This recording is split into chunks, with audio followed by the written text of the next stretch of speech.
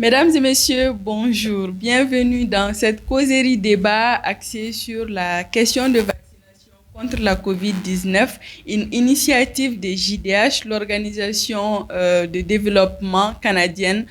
journaliste pour les droits humains, dans le cadre de son projet Mobiliser les médias pour lutter contre la COVID-19 au Mali. Et pour ce faire, nous avons avec nous Dr Adama Goïta. Il travaille à la maternité René Cissé de Amdalaï. Et avec lui, nous allons parler de la stratégie vaccinale, de la stratégie de vaccination fixe qui est en place depuis le début de la vaccination en mars 2021. Bonjour, docteur. Oui, bonjour. Vous allez bien? Ça va bien. Dieu merci. Bien. Alors, docteur, nous allons faire cet échange-là en français bambara pour permettre à tout le monde d'accéder à l'information, sinon aux bonnes informations. D'accord. Donc, pour commencer, la vaccination contre la COVID-19 a commencé au Mali en mars 2021. Depuis lors, quels sont les vaccins d'abord qui sont à disposition, qui sont disponibles au Mali pour la population? Ok, bonjour. Bonjour, chers téléspectateurs. C'est un plaisir de me retrouver sur votre plateau aujourd'hui pour parler de la vaccination contre la COVID-19. Donc, pour répondre rapidement à la première question, les vaccins disponibles au Mali, d'abord, c'est commencé par AstraZeneca. On a reçu des lots de AstraZeneca. Les premières vaccinations au Mali ont été faites avec AstraZeneca. Après, nous avons reçu le Johnson & Johnson. Après cela, on a reçu le Sinovac, ensuite le Sinopharm. Et maintenant, il y a Pfizer aussi. Voilà, donc actuellement au Mali, c'est comme on a les 5 types de vaccins. Le Johnson & Johnson, le Pfizer, le Sinovac, le Sinopharm et le AstraZeneca. Alors, comment se passe la distribution des vaccins au niveau communautaire ou en tout cas dans vos centres de santé de façon générale? Bon, la distribution des vaccins, les vaccins sont disponibles au niveau de toutes les structures à travers tout le pays parce que en fait, le Centre national d'immunisation, les vaccins sont disponibles à ce niveau central. Maintenant, chaque district, parce que la santé est organisée en district sanitaire. Chaque district sanitaire, à travers les directions régionales, font des commandes de vaccins. Les vaccins sont disponibles à travers ces districts, dont les CCRF, les centres de santé de référence. Ces vaccins sont disponibles dans tous les CESCOM et toutes les structures privées aussi qui se trouvent dans les différentes aires de santé de chaque CESCOM. Donc, je peux vous dire, par rapport à la distribution, donc il n'y a aucun problème. Les vaccins sont dans toutes les structures de santé qui sont dans les normes au Mali. Voilà, toutes les structures publiques et communautaires, également toutes les structures privées, paraprivées qui ont fait les demandes de vaccins. Les vaccins sont disponibles dans toutes ces structures aujourd'hui. D'accord. Voilà. Docteur, il y a fort, il y a comment qu'on a la sisan no ko vaccin mais CCRF ou bella, ABCS comme bella. Il y a la CES comme nous connaissons là, and CCRF nous connaissons là. Que vous appelez stratégie fixe avec quelque chose là. Depuis vaccination d'amnera ka se bima.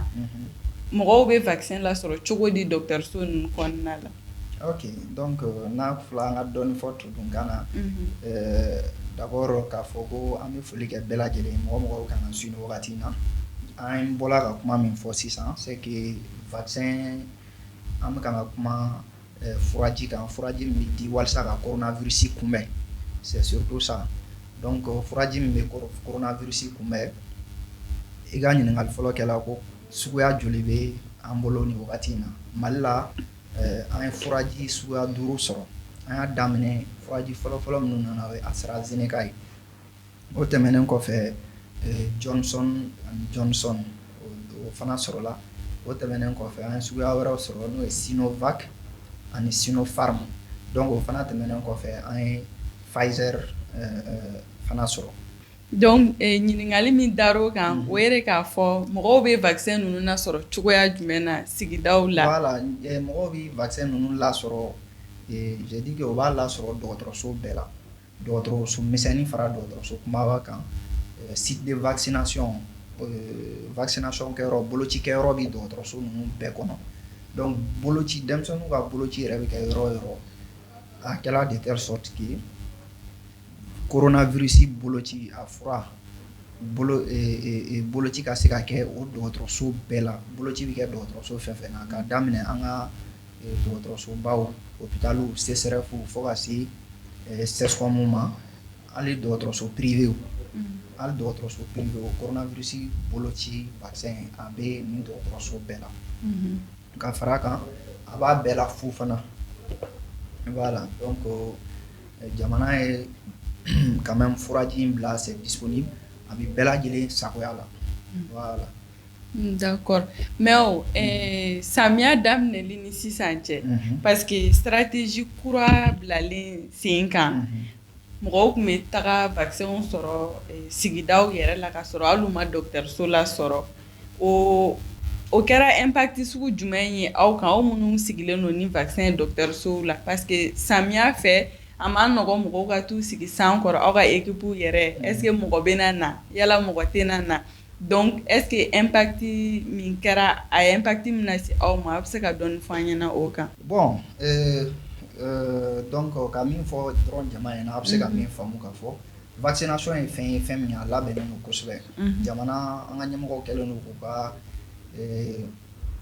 ka baara fanba ɲɛsin ka fɔ fura ka ɲini fura ka se ka di bɛɛ lajɛlen ma fura ka di bɛɛ lajɛlen ma di cogoya bɛɛ la komi bi an sigilen don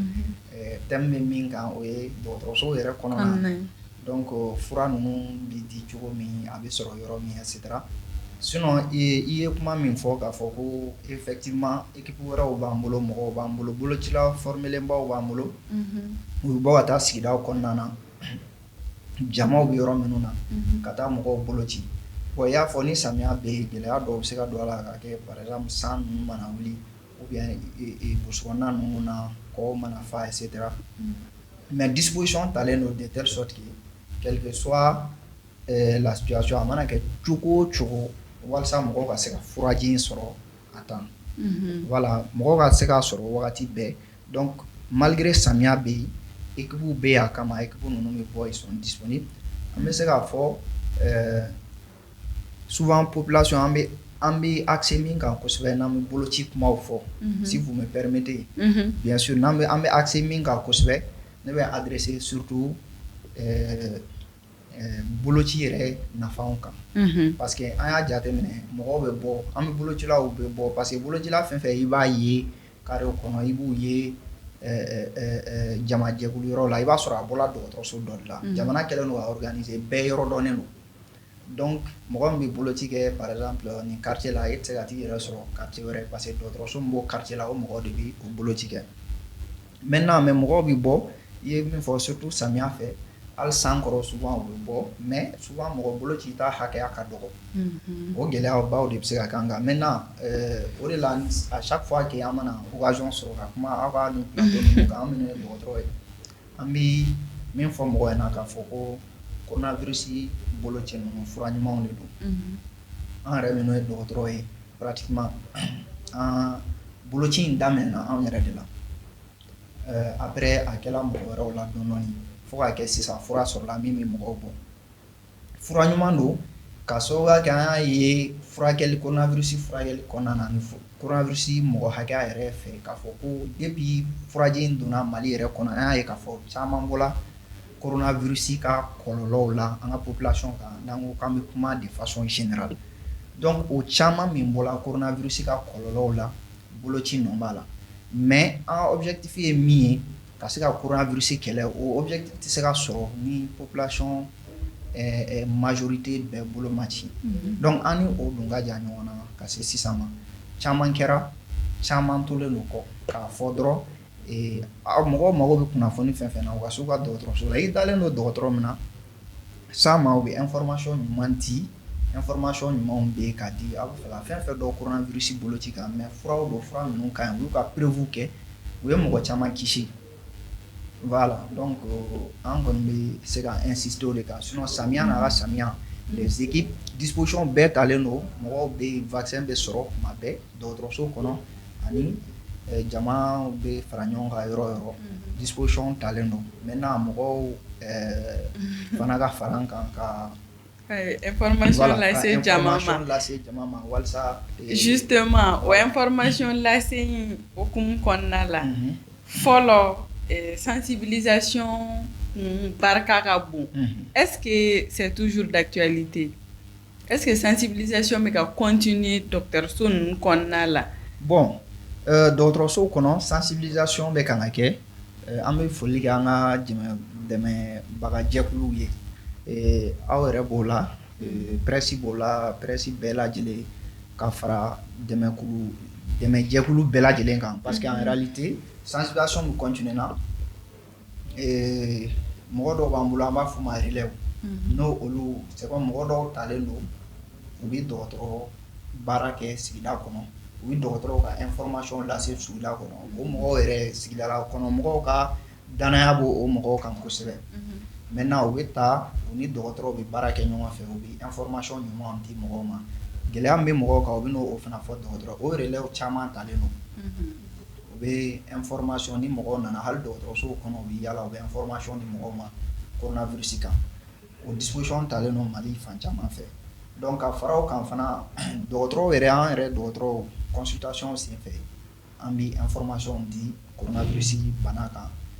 ka bɔ o la fana an bɛ bɔ ka taa population fana nɔfɛ kuma caman ka kunnafoniw di coronavirus bana kan bon également nin y'a occasion dɔ ye à chaque fois que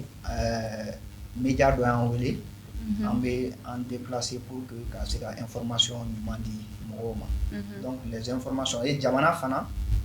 chaque fois jamana b'a essayer ka coronavirus ko la ka médiatisation kɛ a ko la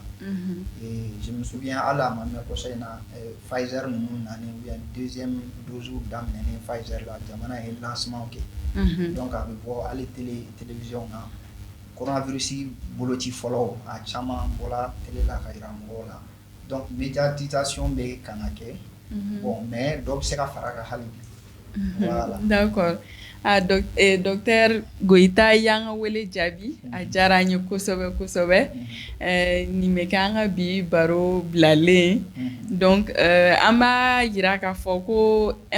image ni son aw bɛ k'o sɔrɔ à travers Actuel Media